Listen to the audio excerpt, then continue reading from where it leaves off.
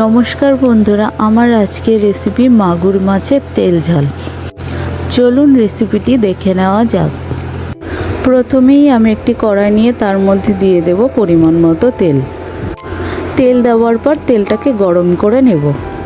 তেল গরম হয়ে গেলে আমি ওই তেলের মধ্যে দিয়ে দেব নুন হলুদ মাখিয়ে রাখা মাগুর মাছ। মাগুর মাছ তোমরা যখন নুন হলুদ মাখাবে তখন তার সাথে একটুখানি সরিষার তেল মাখিয়ে রাখবে। তাহলে কি হয় বলো তো, যে মাগুর মাছগুলো তেলের মধ্যে দিলে যে ফাটতে শুরু করে সেটা আর হবে না।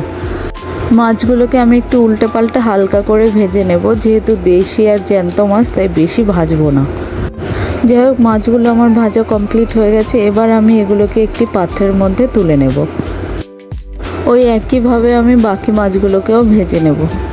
মাছ ভাজা হয়ে গেলে আমি ওই তেলের মধ্যেই ভেজে নেব কেটে রাখা আলু।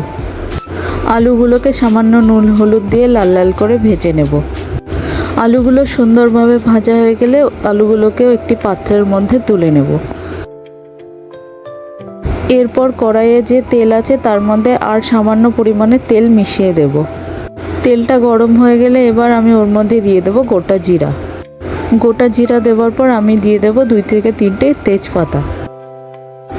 জিরা তেজপাতা ভাজা হয়ে গেলে আমি ওর মধ্যে দিয়ে দেবো কুচিয়ে রাখা পেঁয়াজ। পেঁয়াজগুলো ভালোভাবে ভেজে নেব। পেঁয়াজগুলো ভালোভাবে ভাজা হয়ে গেলে তার মধ্যে আমি দিয়ে দেবো রসুন বাটা এবং আদা জিরা বাটা। এরপর দিয়ে দেবো শুকনো লঙ্কার গুঁড়ো। সমস্ত উপকরণ দেওয়ার পর একটু নাড়িয়ে চাড়িয়ে ভেজে নেব।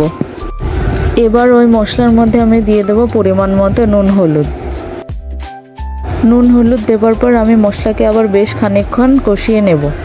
মশলা কষানো হয়ে গেলে আমি ওর মধ্যে দিয়ে দেবো ভেজে রাখা মাছ এবং ভেজে রাখা আলু।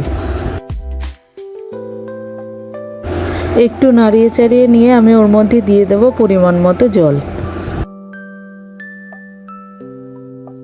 জল দেওয়ার পর এবার আমি ঝোল ফুটতে দেব। যাই হোক বন্ধুরা, বেশ খানিকক্ষণ ঝোল ফোটানোর পর আমার মাগুর মাছের ঝোল তৈরি হয়ে গেছে। আজকের রেসিপিটি তোমাদের কেমন লাগলো কমেন্ট করে অবশ্যই জানিও। যদি ভালো লাগে তো একটি লাইক করো এবং আমার চ্যানেলটিকে সাবস্ক্রাইব করে আমার পাশে থেকো।